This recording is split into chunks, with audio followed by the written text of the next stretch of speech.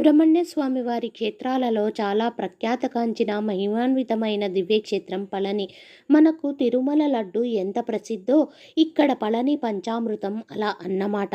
ఇక్కడి పంచామృతం ఎన్ని రోజులైనా చెడిపోదు. ఇక్కడ స్వామివారిని దండాయుధపాణి అనే నామంతో కొలుస్తారు. తమిళం వారు ఈయనను పళని మురుగా అని కీర్తిస్తారు. ఈ క్షేత్రం చాలా పురాతనమైనది.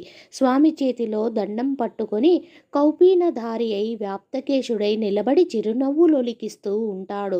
ఇక్కడ స్వామివారు కేవలం కౌపీనంతో కనబడటంలో అంతరార్థం. నన్ను చేరుకోవాలనుకుంటే అన్నీ వదిలేసి నన్ను చేరుకో అని మనకు సందేశం ఇస్తున్నట్లు అర్థం. అంటే పళని క్షేత్రం జ్ఞానమునిచ్చే క్షేత్రము. అంతేకాదు, ప్రఖ్యాత కావిడి ఉత్సవము మొదలైన క్షేత్రము పళని మందిరంలోని గర్భగుడిలోని స్వామివారి మూర్తి